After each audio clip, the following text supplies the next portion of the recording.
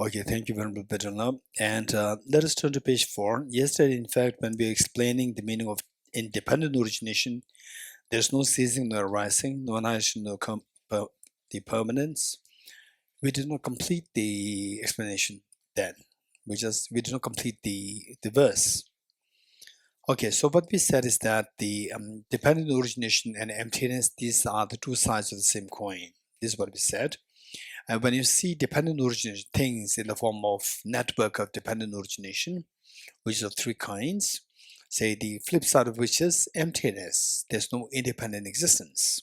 So it says in page number 4 of the same book, page number 4, in dependent origination, there is no ceasing, no arising, no annihilation, no permanence, no coming, no going, no separateness, no sameness. So what we learned is that these 8 phenomena, the phenomena, which operate the whole universe, yourself, in this life, in your family, in the communities, in the internationals, the relations, and your next lives, the past lives, a relationship with your, let's say, be the family, the relationships, but at the workplace and so forth, is all related to these 8 phenomena. And if you see that these 8 phenomena, they're all empty of true existence, then the chances for us to be perturbed by the afflictions will be removed. In other words, our afflictions will subside, our emotion stirs will subside. So he said, I prostrate to the consummate Buddha, the supreme among all teachers, and then I prostrate to the consummate Buddha, meaning that the one who has perfected in what?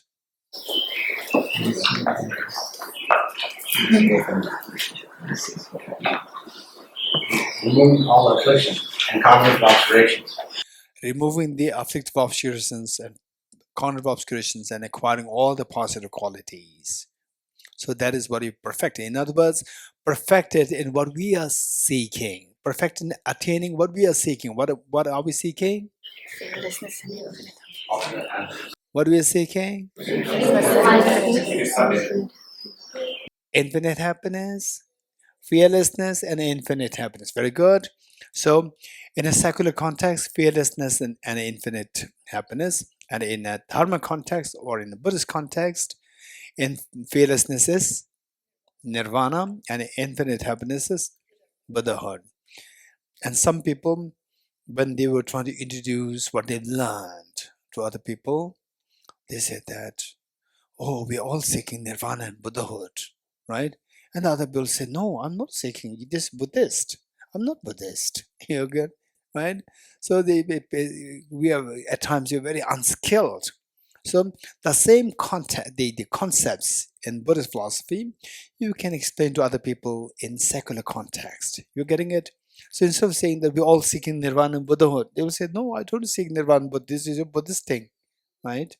It has nothing to do with me. I'm not a Buddhist.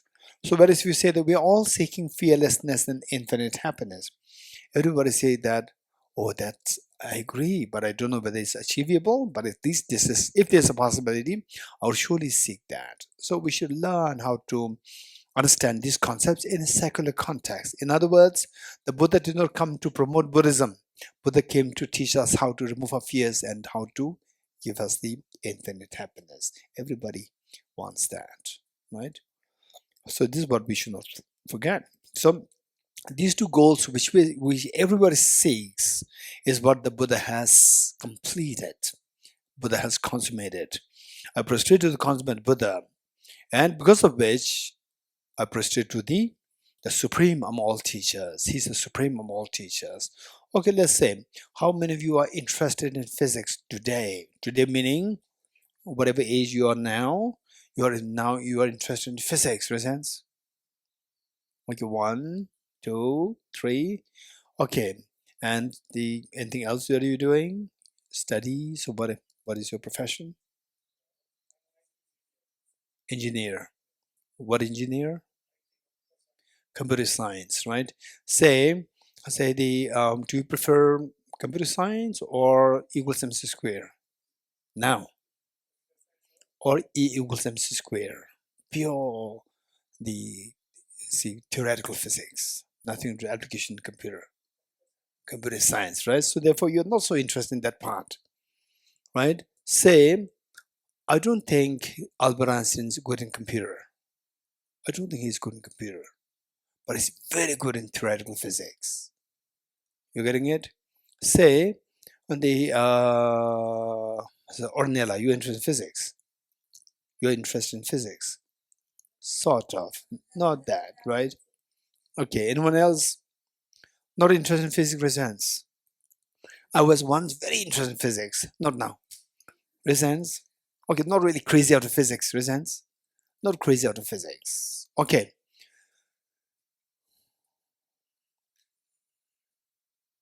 Okay, Mikhail, tell me, what are you crazy after?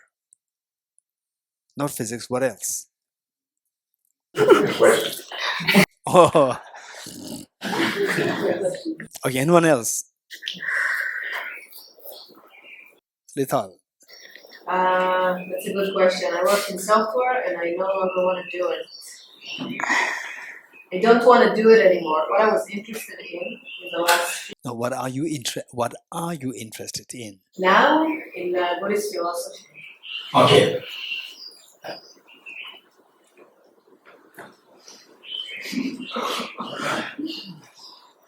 Okay, Arka, tell me. Arkaji, Yeah. what are you interested in?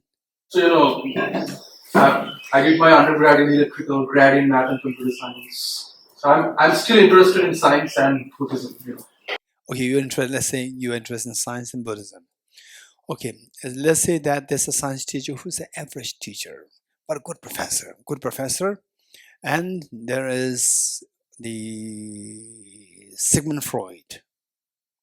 Sigmund Freud, are you interested?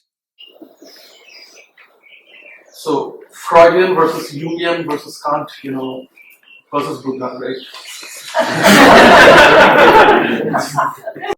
So you're equally interested in all these. No. So don't confuse me more. Okay, you are equally interested in all these. Oh, good. Okay, let's say that the Mozart.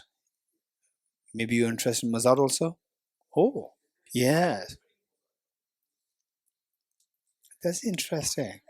Amazing. Some people have multiple talents. So Arka is one of them. So I chose the wrong person. Okay, Varma, tell me, what are you interested in? No. Remove the suffering and Nothing else. Okay, so you're not interested in Freud. You're not interested. No, you're not interested in Mozart. Okay, say if there's an average Buddhist philosophy teacher and a Mozart coming, which are you more interested in for you? Who would seek as your teacher? Buddhist, not the Mozart. Anybody who's interested, okay, young people who are interested in TikTok. Right? Right? Those. It's bad. India. You don't think so. You read? Read is not bad. Read.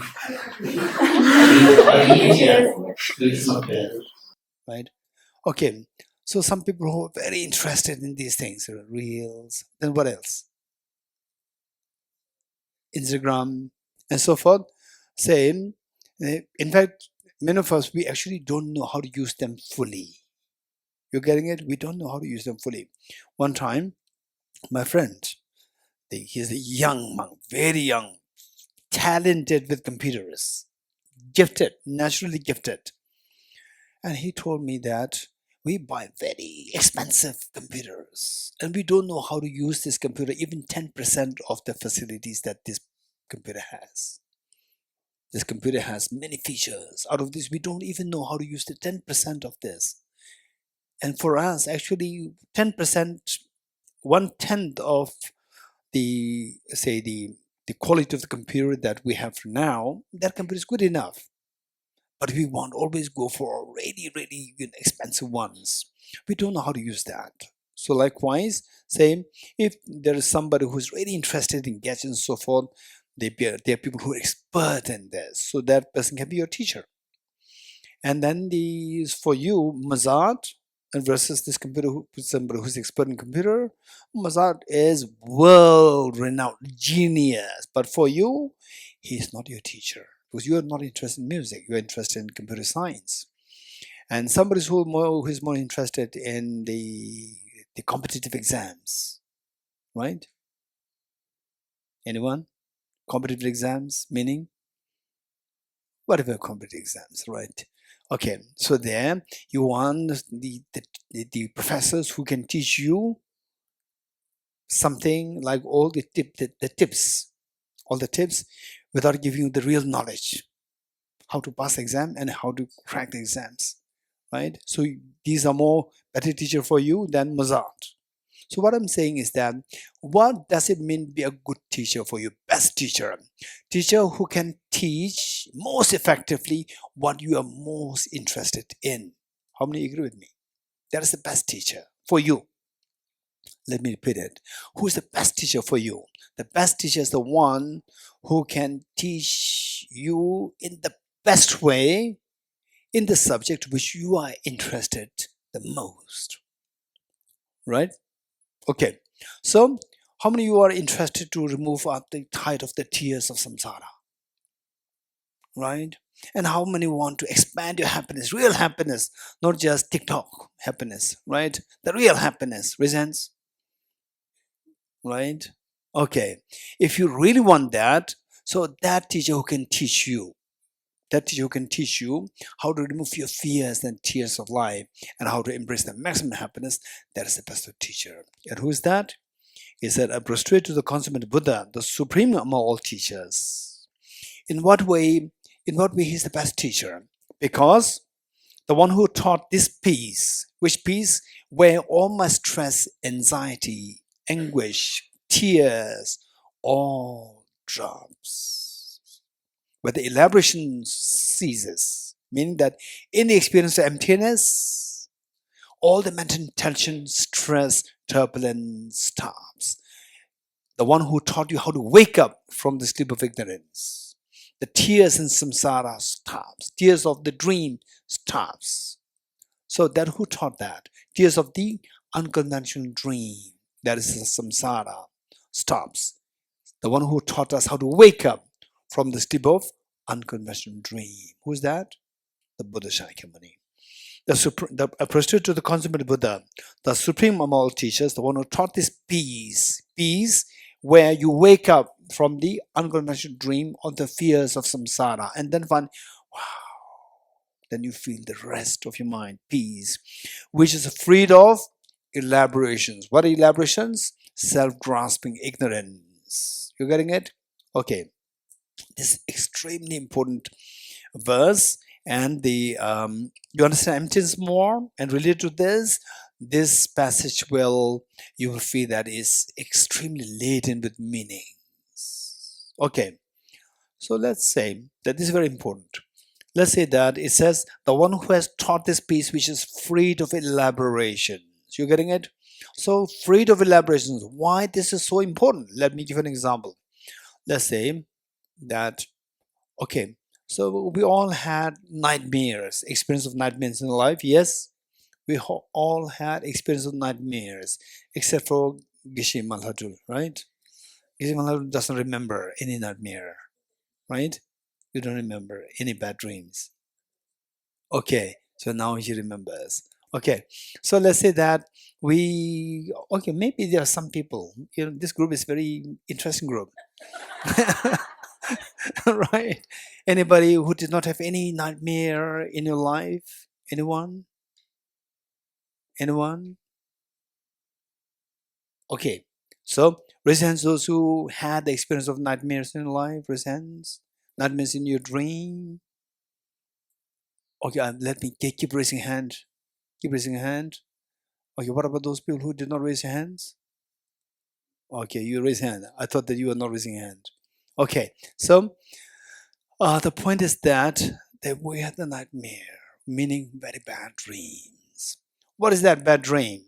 What is bad dream? Okay, So if you want to note it down, note it down. You getting it? Okay. So 6 points. 6 points. Point 1, right? Okay.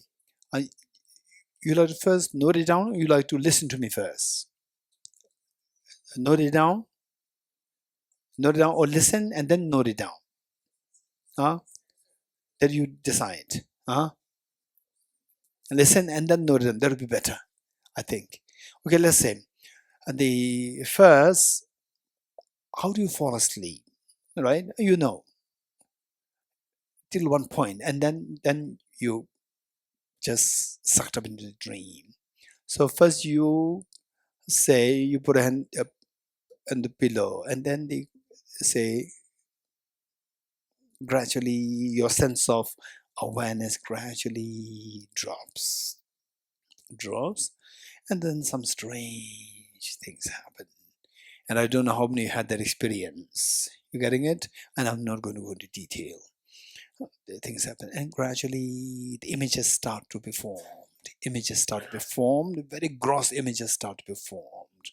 And these images even may start to talk to you. And the moment you say in my case, let's say images start to talk to you, and I was trying to maintain awareness. Okay, these are all just my mind is creating it. These are not real things. You getting it? Maintain the awareness. And the images, they start to talk to you, like the nose, eyes, the face. Then the image become more prominent, more clear. And then start talking to you. And then if you don't pay attention to this, you just say that I should be mindful that this is just mental creation, this is just a dream coming, it's not real, just be aware of this, maintain it. Then the images, they start to abuse you. Just talk. So first, talk nicely to you. How are you? Where is there something? Which part of Thosamling are you in? The food is okay, not okay. And if you don't respond to this, then it becomes more abusive to you, saying that what a stupid guy, right? And then you just, you stupid, finish, you are sucked up in dream. The moment you respond, you are sucked up in the dream. Now, you cannot distinguish what is dream and non-dream. So till that point, you are aware that you are dreaming. You're getting it? When you don't respond to it, then you are aware that you are dreaming. The moment you respond to it, finish, you are sucked up. And then you see the dream is real. Okay. So when that happens, what is the mechanism? So this you relate to the real life. You getting it? Real life. At the moment we are sucked up in the dream of the unconventional dream of the steep of ignorance. So how that happens is that, say, like falling asleep, then your mind starts to create the dream. You're getting it? So, number one, don't write, listen. When you start to create the dream is nothing but what your mind is projecting it. Like a movie projected by the movie projector. Your mind is projecting the dream. Do you agree? This is point number one. Your mind projects the dream, number one. Number two, that, say, in my case, I was deliberately trying to maintain awareness. Okay, I should just observe my mind, what the mind is doing. And even the dream is created, or my mind is creating the dream now, right? Maintain this awareness. And say, if you don't maintain this awareness, your mind creates, number one, projects the dream. Number two, you are unaware that you are projecting the dream. Number two. You getting it? You are unaware. How many of you agree with me? Raise hands. Just see if you can agree what I'm saying. If you agree, then we can move to number three. Number one, what is number one? That your mind projects the dream. Number two, you are unaware that you are projecting it. Number three, because of number one and two, you are unaware that you are projecting it. It's already projected, but you don't have the awareness. This is your mental projection. So the dream appears as objectively real. Number three. You agree? So since that you are not aware that it's your mental creation, so it appears as objectively real. Number three. When it appears objectively real, then number 4, then the object, which is the dream affects you. You're getting it? Like what this dream is, talking to you in a very bad way, abusing you. The dream contents seems to abuse you or seems to affect you. Number 4. And then your mind feels affected. The dream affects you and your mind feels affected, which is number 5. Your mind is affected, your mind reacts. You getting it? When you say you stupid, right? The other person, then if you tell me you're stupid, I'll say you stupid. That is your reaction. You getting it? So this is how we suffer in samsara. The moment you say that you're stupid, there is an action, your reaction. So your reaction reinforces this dream as real. Okay, now you want to write it down. Point number 1. What's point number 1? Your mind projects the dream. Your mind projects the dream. Okay, so what is the title? What title do you want to give? Say the metaphor of the dream, metaphor of the mechanism of dream for okay, or you can say like this: the mechanism of samsaric operation with the metaphor of dream. Mechanism of samsaric operation. Mechanism of samsaric operation with the metaphor of dream formation. With the metaphor of the dream formation.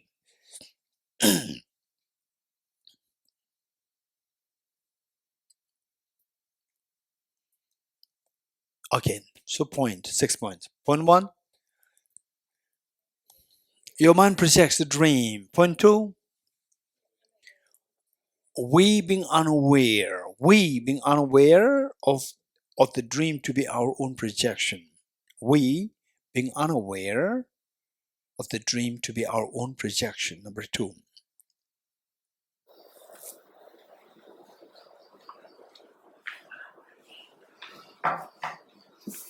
Number 3. Dream is objectively real. The dream is objectively real. It appears. Therefore, number 3, therefore the dream appears as objectively real.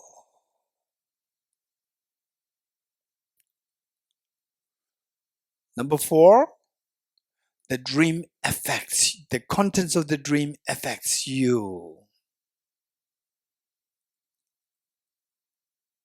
Number 5, the mind is affected.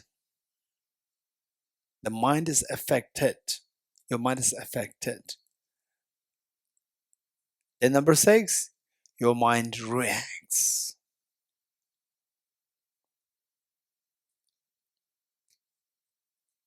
Okay, so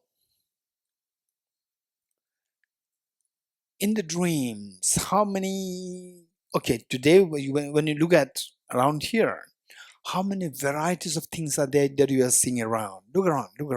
Look at the people and their dresses, the colors, the designs. And even this, look at this, the tablecloth. How many such designs are there? Right? Like curly designs. Right? And look at the arataras. So beautiful. And the wall, ceilings, and this, what is that? The lamp. What do you call it? What do you call that? The ball?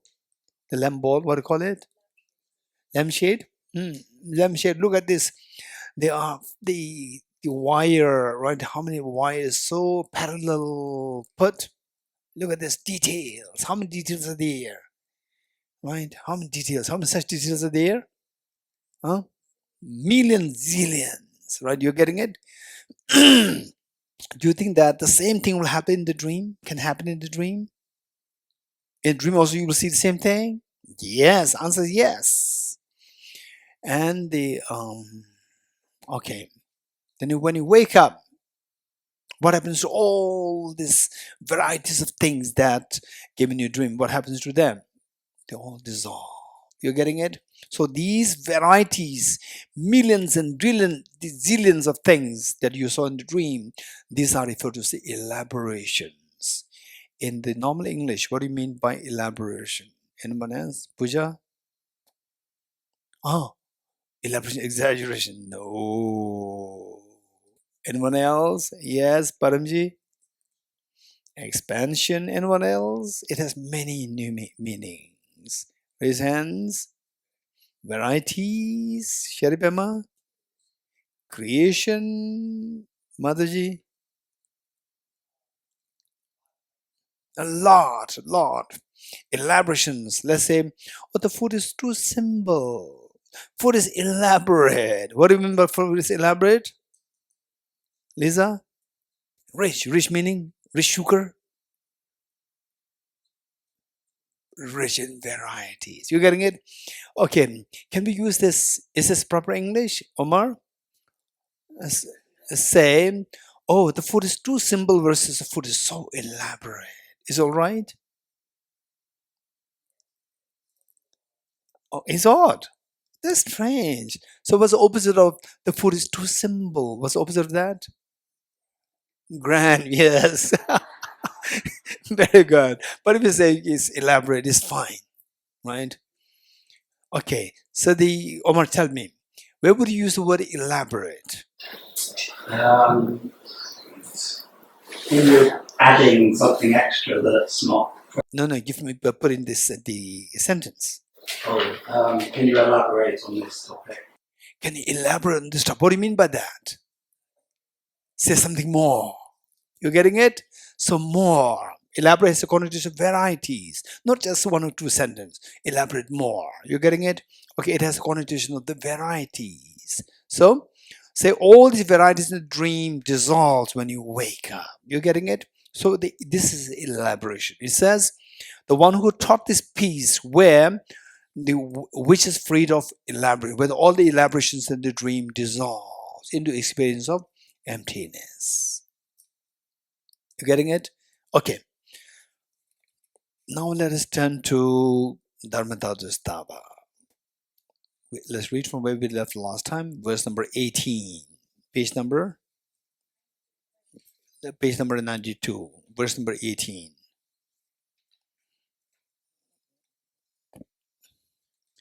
Okay. So now think of the Buddha nature in the form of the very pure nature, the true nature of the water, which is so pure. And why it is not seen as pure is because of the adventitious stains. Think of that. And your mind, the true nature of mind is so pure as the Buddha's mind. And then why it is not seen as pure? Because of the adventitious stains. Okay, so keep this in mind. With this in mind, now reading the verse number 18, it said, spotless are the sun and the moon. Say, the sun and the moon up there. Sometimes did you see that is the sun in the daytime, particularly here in Himachal and Dharamshala? Say the month of the monsoon month is very foggy, sun is gone. You don't see the sun, Cheribama? Yes. Huh? You don't see sun. So sun is blocked, right? But do you know that, let's say the sun is here and you're down, sun is here, and the cloud hangs in between. From you down, you look up, you see as though like the sun is blocked. When you go above the cloud, sun is not blocked. You agree? Right? Say, airplane at the airport, you see it's cloudy. There's no sun, right? Then the airplane takes off, and gradually it hits the cloud and it goes above the cloud. Then the sun is so bright. So sun is not blocked. What you see the sun is blocked is because of this, the temporary thing. The real sun is never blocked. So likewise, your true nature of the mind is never blocked. We see them as blocked because of the adventitious cloud-like adventitious stains. You're getting it? So spotless are the sun and the moon. but obscured by fivefold stains, like the cloud, the example of what we say, the fivefold stains, for example, stains like clouds, yes, one. The smoke also blocks, and then the mist, Rahu's phase. Rahu's phase is the solar eclipse. Rahu's phase, and dust as well. When it's so dusty, then the dust, the smoke, and the what? Dust, smoke, and what else? And the fume, the fumes, they come under the smoke. They are mixed up, it becomes smog. You're getting it? Smog, and it can just make things so the obscured. These are clouds, the smoke, the mist, and Rahu's face, and dust as well. Similarly, the luminous mind, which is like the sun and the moon, luminous mind that you have, your mind, which is so, the true nature of your mind, which is so pure, is obscured by the fivefold stains. They are desire, malice. What is malice? Ill will, the malice, ill will, the laziness. Laziness. Right? With the laziness, there's a problem. Usually alarms do not work in the mornings. Alarms do not work. Right? Actually, it worked. You press it down and you wake up. You forgot you pressed it down. You getting it? So that used to happen, particularly when you are in your 20s. I remember my roommate when I was in school. I was like their age. How old are you? 25, not your age. Okay. How old are you? 18. I was like 17 or 18, 17, 18, like her age, in the hostel. I have a roommate. And my roommate is brilliant. He's extremely brilliant in the studies. So brilliant, topper. And then what he would say is that enthusiasm is so strong to get up early in the morning at 3 a.m. And then he put the alarm.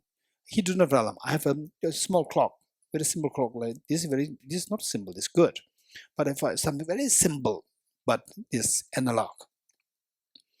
And he asked me to put the timer at, not timer, what do you call it? Alarm at 3 a.m. So I would put it at 3 a.m. Right? So I'm also getting up at 3 a.m. and he's also supposed to getting up. When he knows that I'm getting up at 3 a.m., he will say 3 a.m. for me also. So that the next morning I get up at 3 a.m. And say alarm rings, I keep it at his place, then he would switch it off, put it off. And then say initially I used to waking up and he's so like in a coma state. No point, it's just waste of time. And then the day 2, day 3, then I gave up. I just put the alarm with him, and if it does wake up, good. If it gets up, good. Not get up is your problem. Then he would put off the alarm, and then I get up. I do my studies, and at like 7 o'clock, he gets up. He said that, Dorji, what happened? Alarm did not work. You're getting it? Okay, so young people, alarms, they don't work. Alarms for young people, they don't work. Alarms for elders work. Yeah. Okay. So laziness. But for the young people, it's not the laziness, because your body requires a lot of sleep. Yes, for the younger, your body requires a lot of sleep. And as you grow older, then the body requires less sleep. In fact, I would say that earlier days, in my 30s, when I teach, I could see that while I don't feel tired, but with the sleep is so deep. And whereas nowadays it's very strange. I don't sleep too much. Still, I don't feel tired, and the sleep requirement is much less. But when you are younger, you require a lot of sleep. Yeah. So it's not because of laziness. It's because your body requires a lot of sleep, and then you are deep in the sleep that you cannot get up. Okay. laziness, excitation, and doubt too. So these points, let's say from this what we learn is that desire is the, what is that? Involuntary pull. Desire is involuntary pull. And in the dream, right? In the dream, you see a dream cheesecake and then involuntary pull happens. This involuntary pull stops when you wake up to see the dream cheesecakes is just my mental creation. You're getting it? Okay. The malice, involuntary push. Not only involuntary push, it's a severe version of involuntary push. So feeling the other person undesirable, and not only that, you want to destroy the other person. Malice. And the laziness. Laziness is not wanting you to get up, wake up. Laziness is not wanting you to do the good things, correct things, what you should be doing. So, not wanting you to wake up from the sleep of ignorance. Excitation. Where in the dream you have so much excitations. You wake up, you see all these are just mental creation. Your excitation stops. And doubt. Doubt is a severe problem. Doubt. Okay, should I do this good thing or not do? Should I? Let's say that so I should be attending a retreat, and my friend invites me to what pubs. Should I go to retreat or not? Right? Okay. So this doubt, this stops us from doing something virtuous. Okay. Along this side, I like to share with you what is taught. 3 points known as the bondages, identified by Acharya Vasubandhu in his text, the Abhidhamma Kosh. This is amazing. 3 bondages. So here 5. The obscurations are indicated, and Acharya the Vasubandhu indicated 3 bondages. First, let me explain. The first one is that, for example, say you are in the prison. You are in prison. You want to be in prison. You want to get out of prison. We all want to get out of prison. But what stops you from getting out of the prison? What stops you from getting out of prison? 3 factors Acharya Vasubandhu identified. Number 1, not wanting to get out of prison. Not wanting to get out of prison. You getting it? How can you not get out of prison? What stops you from getting out of prison? Number 1 is your own thing. I don't want to get out. I don't want to get out of this prison. When would you say that I don't want to get out of this prison? When the prison has swimming pool, when the prison has KFC, when the prison has Starbucks, when the prison has TikTok, right? So then you don't feel like getting out. If I get out, then I have to go to a public swimming pool. I don't have a swimming pool on my own. I have to go to a public KFC. No, KFC is not a good place, right? I have to go to a public. What is that? What is that? Starbucks. And so here it's just for me, right? So you don't want to get out. You don't want to go there, thinking that this is not a prison, thinking that this is a nice place. You don't want to get out. That blocks you from going out. Escaping. Number two, that the door to the prison is that direction. Okay, let's say the door to prison is this direction, and you go in this direction, right? You go in the wrong direction. Do you think you will escape? You will not escape. Say the escape route is only this direction, towards your right side, but you go to the left side. If you go in the wrong direction, again, you cannot escape. Number 3, somebody says that you have to escape, you have to run, you have to escape, you have to escape.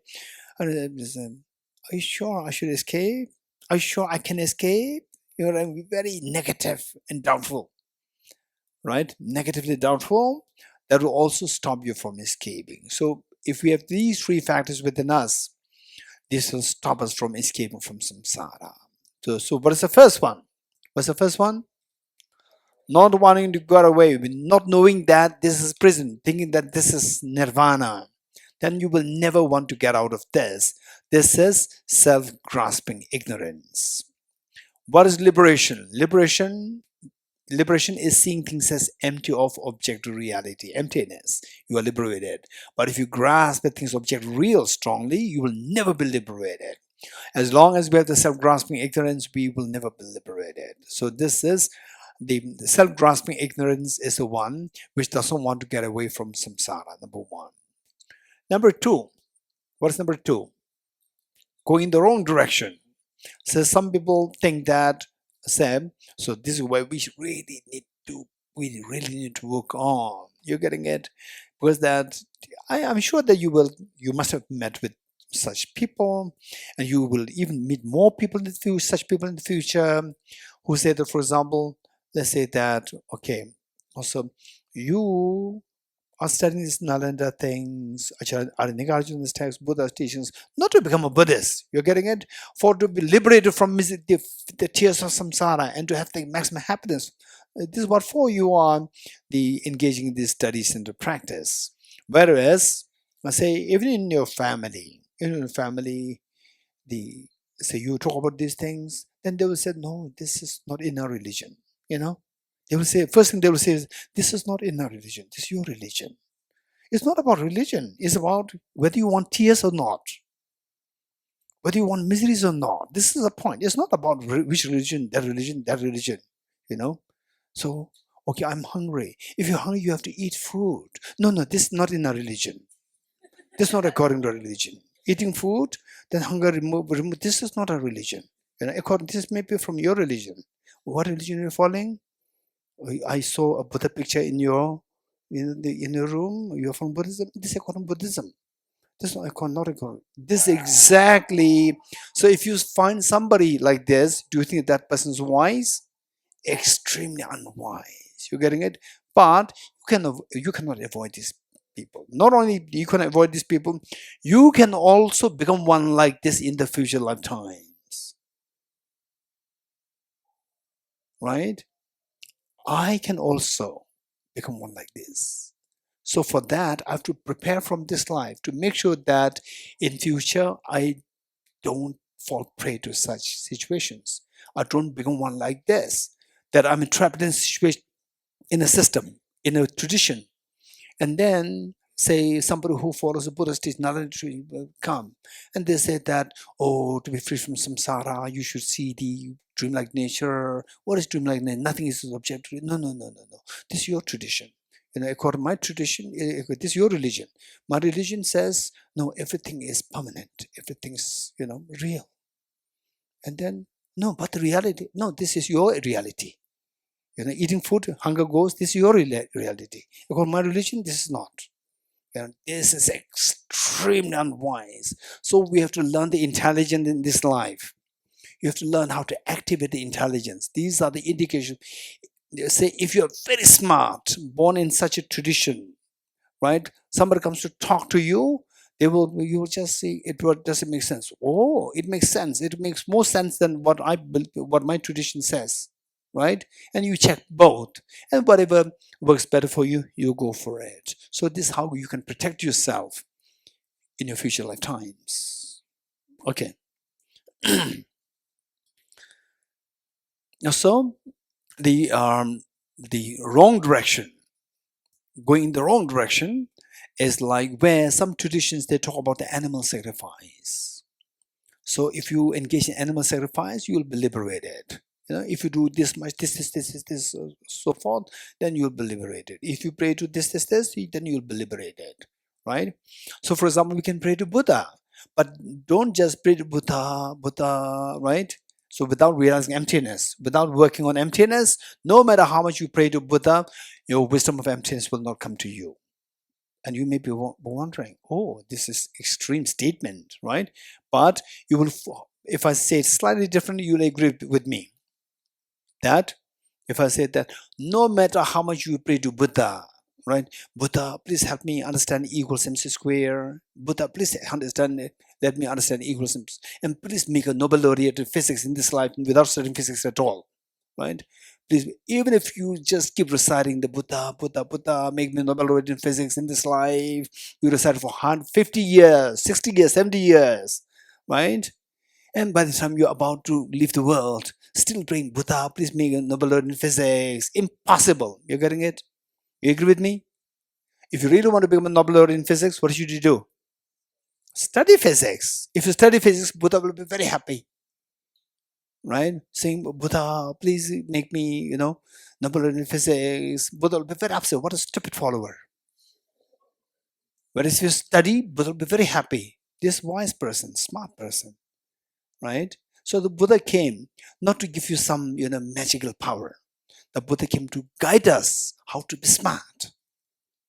So this is something that we've learned in this life. And this imprint will carry to the next life, that you will not be that you do not fall prey to these unwise things, thoughts. Okay. So the wrong direction is teaching giving you the wrong path, like animal sacrifice and all these wrong things. Then the third one is doubt. Yes, of course. See emptiness, does it really help? Are you sure? Very sarcastic. Are you sure that by seeing emptiness it will help you to liberate it? Yes, of course. The samsara is seeing the object real. In the dream, seeing the dream is real. And if you wake up, then you see the dream is not real. Are you sure? Right? Still, are you sure? Right? No, you have to do it. Are you sure I have to do it? Right? So the afflictive doubt again obscures you. So three things. Now, one, not desiring to go out of samsara. That is self-grasping ignorance. Number two, going in the wrong direction, meant to be liberated, going towards deeper into samsara by following the wrong path. Number two. Then number three, afflictive doubt. Doubt in the efficacy of the path of the wisdom of emptiness. Okay. Now verse number 20.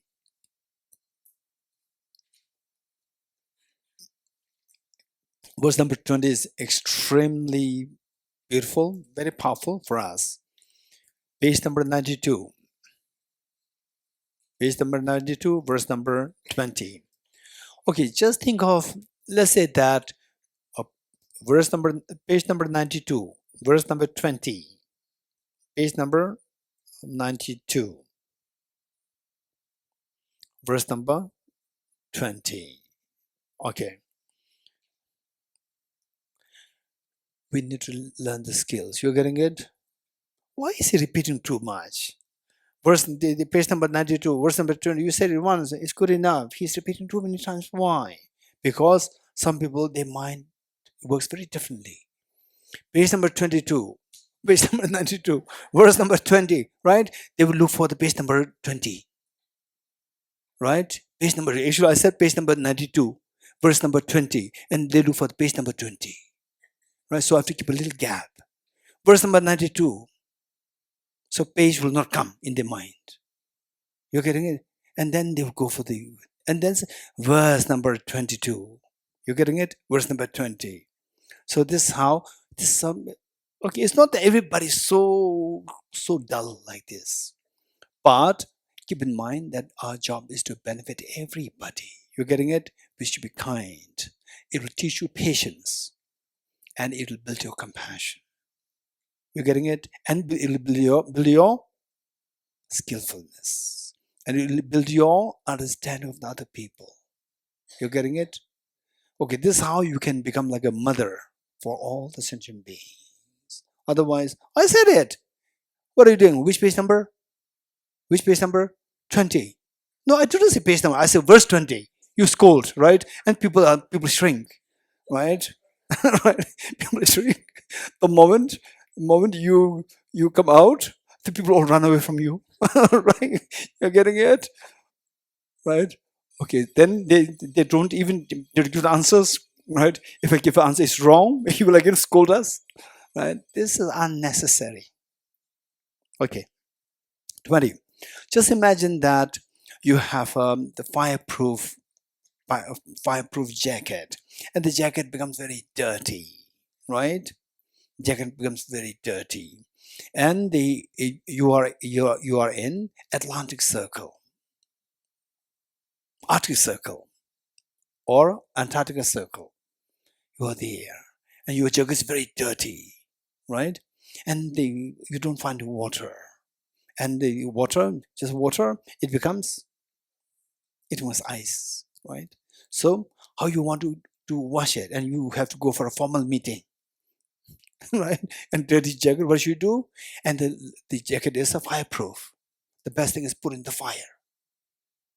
Very fun. The dirt will be burned, and the jacket will come out clean.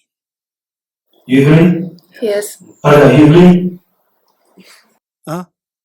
Did you follow what I said? Yes. What did I say? You said you have a dirty jacket and Which is a fireproof.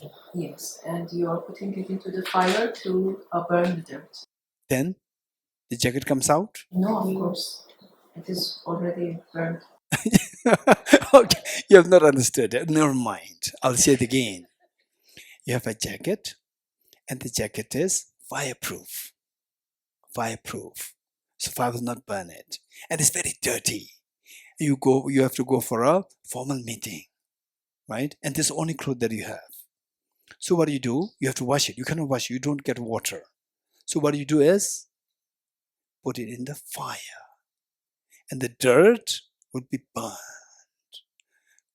Jacket will not be burned because It is a fire. it's a fireproof. Then you take out the jacket. Jacket is clean or dirty? Because the fire was there, for sure it is a little bit dirty. No, jacket. When you take out the jacket from the fire, jacket is clean or dirty? It's clean. It's clean. Why? Because you put it in the fire to clean the dirt. Fire cleans the dirt. You said this is the only option.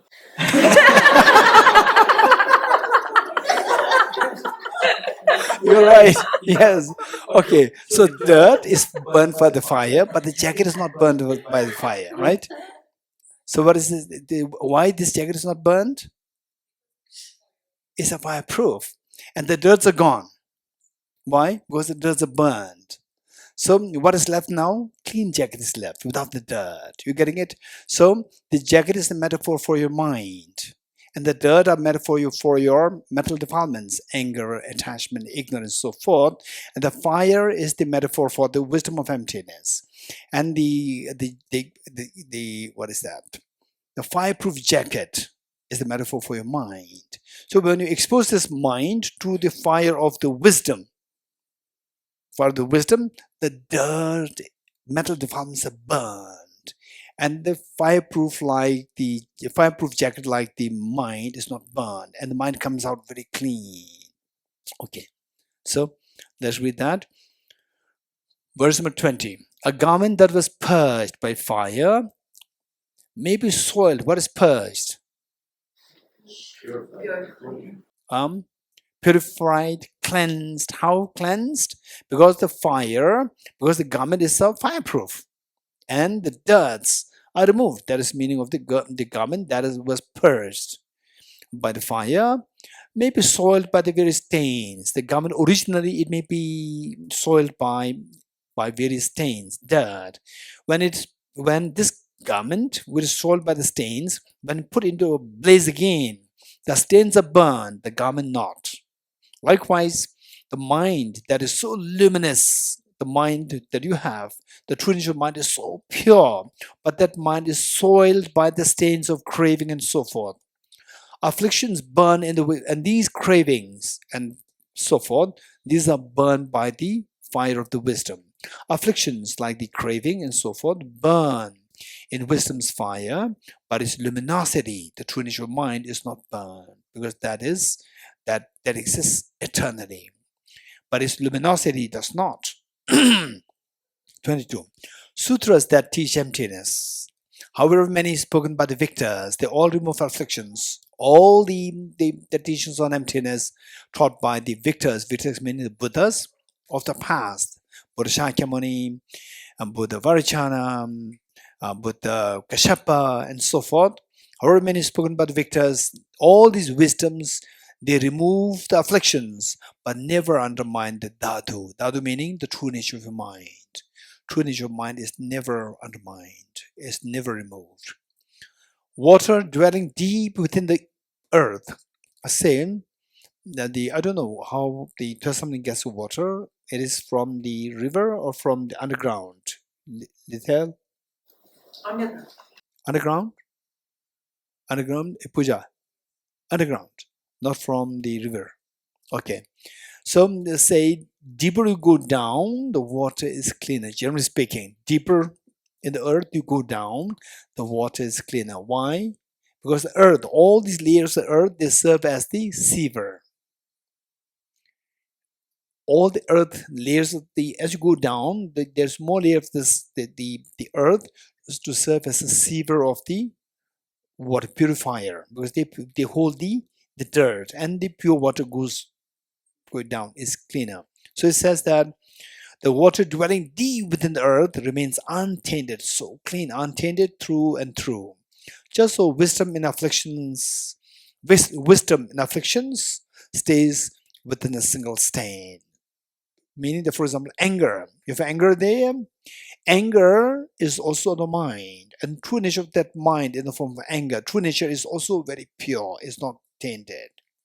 So just so wisdom in afflictions stays without a single stain. So the true nature of the mind, no matter how afflicted your mind is, like anger, attachment, so forth, true nature of mind is never impure. 24. Since Dharmadhatu, okay, now what is that? Now look, so I talked about two things. One, that the proliferating Buddha nature will eventually become what? Natural. Proliferating Buddha nature will become the wisdom dharmakaya, the Buddha's mind, which is the wisdom dharmakaya. Natural Buddha nature will become the natural dharmakaya. You're getting it? Natural dharmakaya. So we see that within the mind, we see that the mind, if all the stains are gone, the extremely pure mind manifests. This is also known, this is also that purity that exists within us, there's also Buddha nature. And the emptiness of that mind is also Buddha nature. You getting it? Yes? Hey, you learned it before, or you never heard it? Said that this mind, what we said is that this impure mind that we have, if you check it in the true nature, it is extremely pure. You're getting it? This one part. That is a conventional purity. And that emptiness, this conventional purity is also there. You're getting it? So this emptiness of the conventional purity will manifest in the form of natural dharmakaya, but the space like the Buddha's quality. And then the purity, the true nature of mind, which is conventionally so pure. So that will become the Buddha's mind eventually. You're getting, when all the mental defilements are gone, then this pure mind will manifest in the form of the Buddha's body. So we see that purity, there are two. One is on the conventional level, one is on the ultimate level. You getting it? This can be spoken. Now, 24 is on the ultimate level. Okay, let's say that, okay, how many of you are the 30 below? 30 or below, raise hands. 30 or below. Okay, they are happy now. You're getting it? 30 or below, they are happy. Okay, 31 and above, raise hands. Okay, but it's a little sad, right? Because you know that, okay, I'm classified as old, right? So how he's categorizing. 30 and below, young, 30, 31 and above, old. Okay. So the what makes you old, what makes you young? Huh? Experience. Wow. What does it mean by the she is trying to console the older ones? Yes. Okay. What is young, what is old? Just tell me very honestly. Don't be too political. Not political, don't be too diplomatic. What is young, what is old? Just tell me very directly to save time. Yes. Count of years. Yeah, count of years. Make it very simple. Right? Count of years of what? Your mind or your body? Your body. You're getting it? And your body is nothing made of atoms. Yes? Yes? Your atoms are all same age. Yes? So where is that, young and old? Tell me. Huh? In the mind. So we said that the young and old is not the mind, is the body. You're getting it? And the body minds, we're all same age. Our body, they're all made of atoms, and atoms are all 15 billion years old, right? So where is young and where is young body and old body? Tell me, where is it? The number of years that has passed after you've been born. But the atoms, they're same fresh. This is what I'm saying. Age is determined by the body, and the body is nothing but the atoms, and the atoms are all the same age, right? We're talking about age. Young and old means they're equally old. All the atoms are equally old as 15 billion years old. According to the conventional reality. Uh-huh. The conventional reality is not about age as objective. So what is that conventional reality? Tell me. Your body is nothing but atoms. And atoms are all 15 billion years old. Which is old, which is young? Tell me. Okay, Madhavji. It's about power authority that age is determined. Which power authority? The birth certificate. Birth certificate. So on what basis they created the birth certificate? No, on what basis the power authority is created? Somebody, your mother had to tell you when you were born, and then they had to register it at that time wherever the hospital. So the power authority, whatever they said is correct. It's not correct. This is what I'm saying. Whatever they said is not correct. So why should that be correct? Why should that be correct? We just have to trust the power authority for now. But this is what I'm saying. Say why that power authority is correct. We have to trust someone, I guess.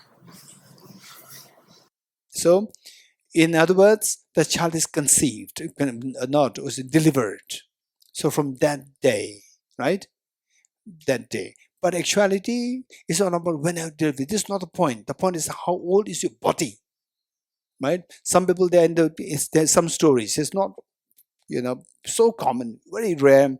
Some people, they live in a mother's womb for 16 years. In some cases, 70 years, poor mother. All the 70 years, they suffered. The child comes out, is a very old man. A mother must be already 80, 85 or 90. The child comes out, is already 70 years old. You're right. Is a 1-day-old child with a gray hair. So the delivery, this is not the standard point to say. It's about the age of the body, atoms. Atoms must be all the same age. So how do you decide that? So we see that, okay, Philip. It's about the physical continuum. So okay, physical continuum. That is? It has a conventional beginning. Okay. Let's say but your body, the cells, they came from the mother, right? And they came from what the mother ate. Yeah, so it's labeled on that moment. This is what I'm saying.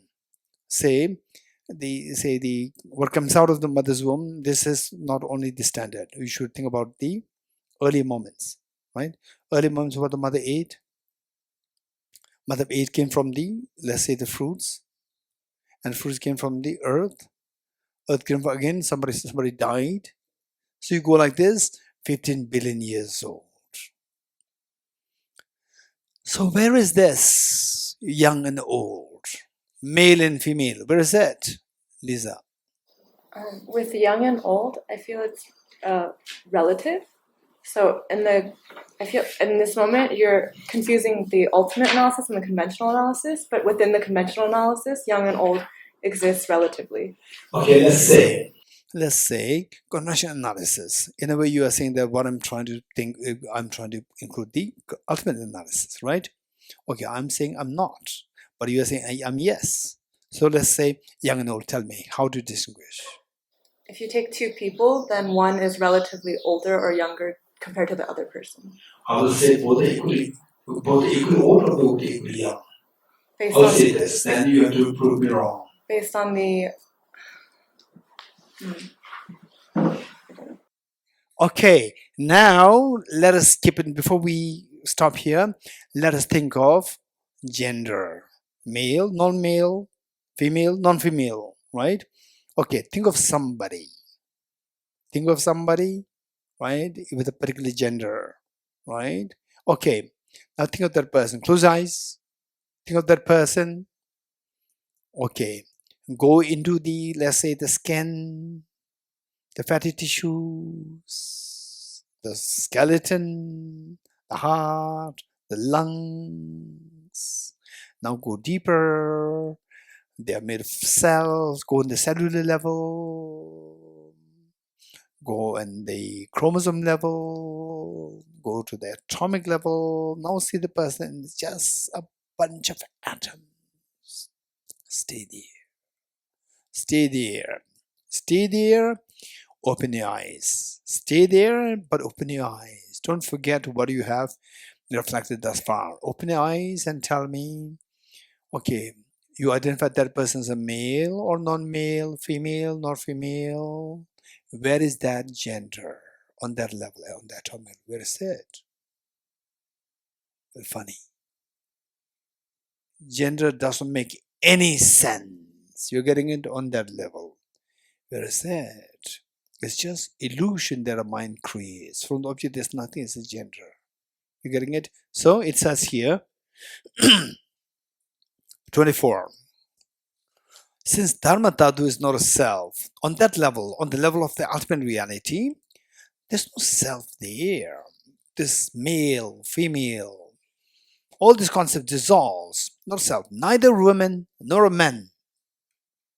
Free from all that could be grasped. How could it be labeled as self? Objective self. You're getting it?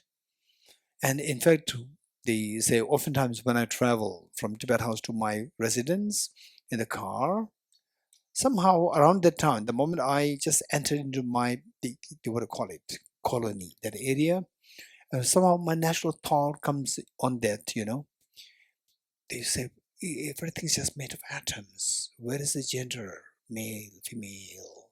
Where is that? It's just purely illusory created by a mind. Wow, that's amazing. It's extremely, extremely powerful experience. So this is what is said here. Since Dharmadhatu is not a self, neither women nor a man, free from all that could be grasped, how could it be labeled self? So, by reflecting on this, it's not that it is said in the text, but reflecting thus, do you get something that there's some kind of insight? Does it come to you that the gender is just coming from mind, not really there? And at times, if you feel a little disturbed, that concept of gender doesn't make any sense, which means which is totally against the conventional world. Conventional world is marked by male, female. What is your gender? Male, female. You have to mark all these things, right? But then in this reflection, it doesn't make any sense, and then you may feel either say the feeling wow, or you may feel a little disturbed, right? That's some haziness. Your mind becomes a little foggy in ways that what I'm seeing is not the reality. In reality, the gender concept dissolves. You're getting it? Okay, we think more about this. Okay, we'll stop here.